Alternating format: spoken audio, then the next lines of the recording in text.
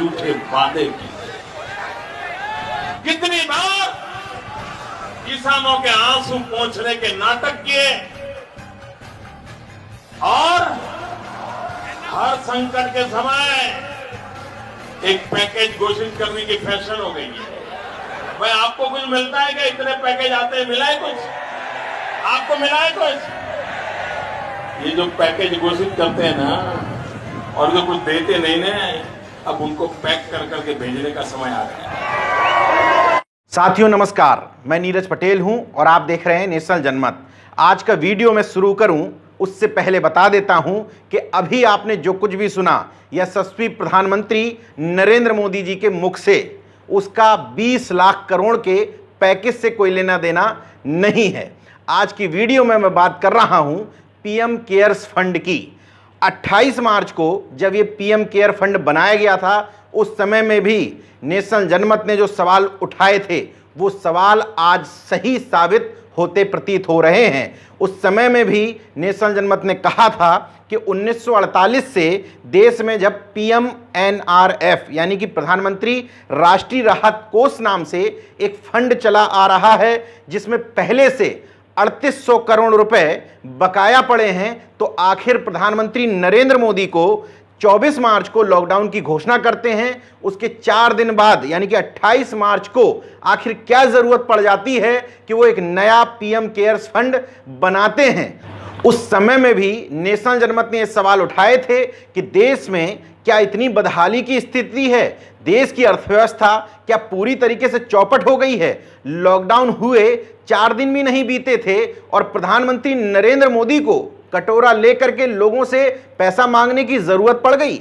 ये स्थिति तो तब आती जब 2 महीने, 3 महीने, 4 महीने गुजर जाते और सरकार अपनी तरफ से मजदूरों को खाना खिलाती, लोगों को तमाम सारे राहत पैकेज घोषणा नहीं करती, उनके पास पैसे अकाउंट में पहुंचा देती, तब ये स्थिति सामने आती तो सोचा भी जा सकता था। लेकिन सोचिए कि प्रधानमंत्री नरेंद्र मोदी के कार्यकाल में देश में की स्थिति किस दशा तक पहुंच गई कि लॉकडाउन हुए 4 दिन बीते, सरकार ने 1 रुपए भी खर्च नहीं किया और पीएम केयर्स फंड में पैसा मांगने के लिए खुद प्रधानमंत्री नरेंद्र मोदी को सामने आना पड़ा। उस समय नेशनल जनमत ने पीएम केयर्स फंड पर जो सवाल उठाए थे, तमाम सारे लोगों ने कहा कि आप प्रधानमंत्री नरेंद्र मोदी की कोरोना के समय में नेक नियति पर सवाल उठा रहे हैं। उन्हीं सारे लोगों से आज मैं सवाल पूछना चाहता हूं कि कृपया करके मुझे बताएं कि पीएम केयर्स फंड में, अगर मैं जानना चाहता हूं देश की जनता के रूप में कि कितना पैसा आया है, कितना पैसा किस मद में कहां खर्च किया गया है, प्रधानमंत्री नरेंद्र मोदी और उनकी टीम द्वारा इस पैसे की निकासी कब कब की गई है, मैं आखिर कैसे जानूंगा। इसलिए क्योंकि प्राइम मिनिस्टर ऑफिस आरटीआई की सूचना मांगने पर नहीं बताना चाहता। अब सेंट्रल बैंक ऑफ इंडिया ने जो जवाब दिया है उससे ये बात साबित हो रही है कि ये पीएम केयर्स फंड प्रधानमंत्री नरेंद्र मोदी का निजी फंड है। दरअसल द वायर नाम की एक वेबसाइट है, उसने पहले पीएमओ से जानकारी मांगी, नहीं दी गई। उसके बाद उसने सेंट्रल बैंक ऑफ इंडिया की नई दिल्ली ब्रांच से जानकारी मांगी, क्योंकि इसी ब्रांच में पीएम केयर्स फंड का खाता खोला गया है। अब इसमें समझिए कि लोग कौन कौन हैं। प्रधानमंत्री खुद हैं, उनके सिपह सालार गृह मंत्री अमित शाह हैं, उनके 2 दरबारी निर्मला सीतारमण और राजनाथ सिंह, ये केवल 4 लोग इस ट्रस्ट में रखे गए हैं। इसलिए इसकी विश्वसनीयता पर सवाल पहले भी उठ रहे थे। अब जब एसबीआई से सूचना मांगी आरटीआई के फॉर्म में, तो उसमें पूछा गया कि अनुदान प्राप्त राशि, निकाली गई राशि, इन सब का ब्यौरा देने की कृपा करें। उसके जवाब में जो एसबीआई ने कहा है वो अपने आप में साबित करता है कि कुछ ना कुछ झोल झाल है, कुछ ना कुछ गड़बड़ी चल रही है, क्योंकि एसबीआई ने विश्वास संबंधी और निजी बताते हुए जानकारी देने से मना कर दिया। एसबीआई ने कहा कि आरटीआई एक्ट 2005 की धारा 8(1)(e) और 8(1)(j) के तहत हम ये सूचना ना दें, इसके लिए हमें छूट प्राप्त है। तो 8(1)(e) आरटीआई एक्ट क्या है? इसके तहत यदि कोई सूचना किसी के द्वारा विश्वास में दी गई हो या वैश्वासिक नातेदारी के रूप में उपलब्ध हो, लेकिन जन सूचना अधिकारी को लगता है कि इस सूचना से व्यापक जनहित जुड़ा हो, तो सूचना सार्वजनिक करनी चाहिए। तो क्या इस सूचना से व्यापक जनहित नहीं जुड़ा है? 8(1) जा, जिसके तहत बताया जा रहा है कि छूट प्राप्त है, उसमें क्या है, अगर कोई ऐसी सूचना जो निजी है और उसके खुलासे से जनहित से कोई संबंध नहीं है तो वो सूचना नहीं दी जा सकती। 8(1) जाके दोनों शब्द सुनिएगा। ऐसी कोई सूचना जो निजी है तो क्या पीएम केयर फंड निजी फंड है?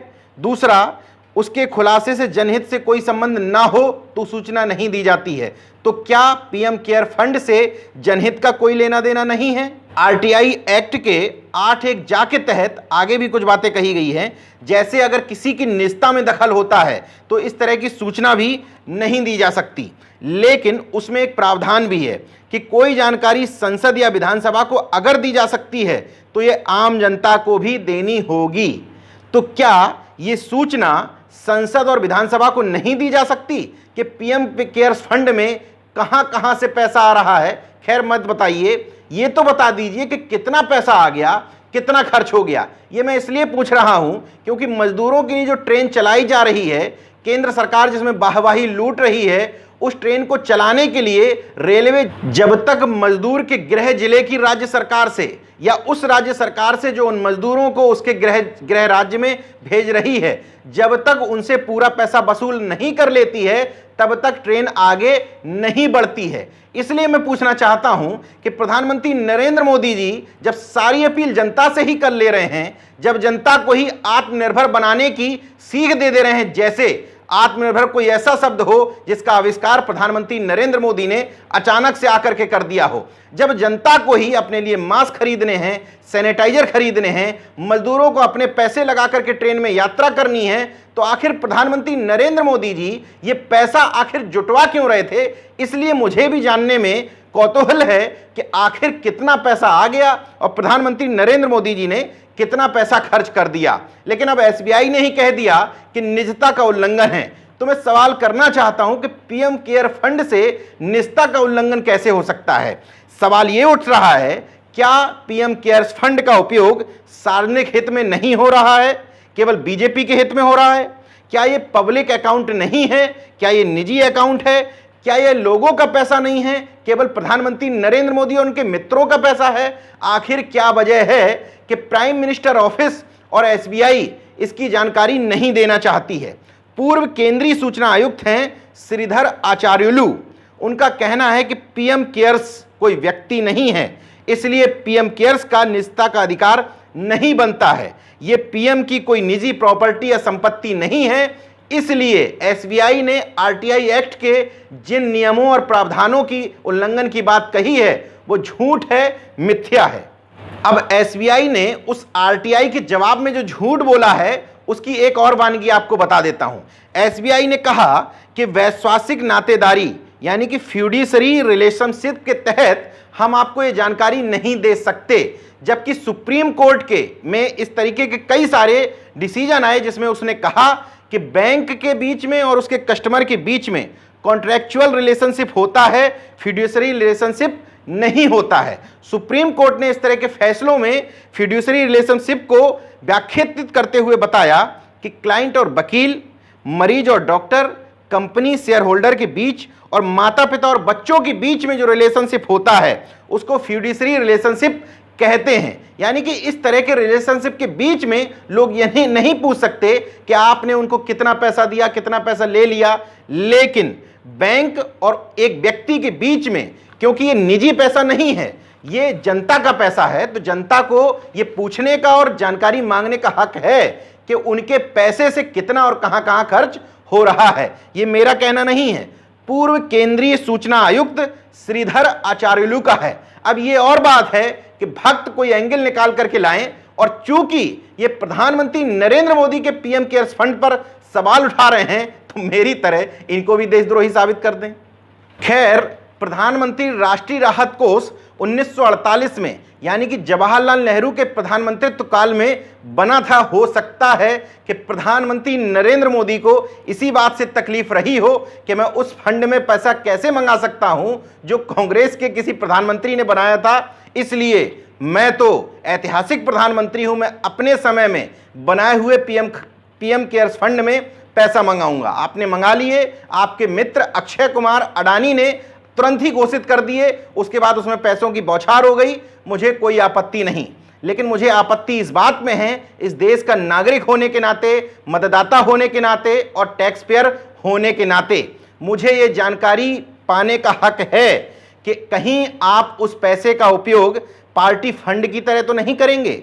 मुझे एक बात में और संदेह लगता है कि चुनाव के समय में इसी पीएम केयर्स फंड का पैसा 1000-2000 रुपए मजदूरों और गरीबों के अकाउंट में भेज करके उनका वोट खरीदने की कोशिश की जाएगी। हालांकि ये पैसा बीजेपी की तरफ से नहीं, सरकार की तरफ से ये कह करके देने की कोशिश की जाएगी कि हम इस पैसे से इन लोगों के घरों की आर्थिक स्थिति ठीक करना चाहते हैं। लेकिन चुनाव के समय में दिया हुआ वो पैसा सरकार की नेक नियति का उदाहरण नहीं है, बल्कि एक तरीके से वोटों की बार्गेनिंग का एक उदाहरण बन सकता है। इस्तेमाल तो सरकार करेगी, लेकिन एक पार्टी के फंड के रूप में। अगर आप मुझे गलत साबित करना चाहते हैं तो क्यों नहीं जनता के सामने आकर के Bharatiya Janata party, prime minister office ये बताता है कि इसमें कहां कहां से पैसा आया, कितना आया, हमने कितना खर्च कर दिया, और आगे भी हम सीधे तौर पर झुंझुना नहीं, आपने 20 लाख करोड़ का जो झुंझुना थमाया है, उस झुंझुने का एक एक एपिसोड लेकर के निर्मला सीतारमण सामने जरूर आ जाती हैं, लेकिन जिसके लिए वो पैकेज बताया जाता है उसको ही समझ में नहीं आता है कि राहत पैकेज है या कोई कर्ज का नया प्रारूप आपकी तरफ से बताया जा रहा है। तमाम सारे भक्तों से भी मैं निवेदन करता हूं जो उस समय कह रहे थे कि आपको तकलीफ क्या है, आपको मेरी तकलीफ समझ में आ गई होगी। अगर पीएम केयर्स फंड की वेबसाइट मौजूद है तो उसमें डिटेल आप पहले की तरह, जैसे प्रधानमंत्री राष्ट्रीय राहत कोष में पूरी डिटेलिंग आती थी, इस साल कैसा कितना पैसा आया, कितना खर्च हो गया, कितना बचा है, वो डिटेलिंग अभी तक सरकार की तरफ से क्यों नहीं दी जा रही है। देखते रहिए नेशनल जनमत, जागरूक और सजग बने रहिए। इस तरह की चीजों पर हम सबको सवाल पूछने का पूरा अधिकार है। जय विज्ञान, जय संविधान, जय लोकतंत्र। धन्यवाद। तो अगर आपने मेरा YouTube चैनल सब्सक्राइब नहीं किया तो प्लीज़ सब्सक्राइब कर लें और उस बेल आइकन पर जरूर क्लिक करें, जिससे जो मेरे न्यू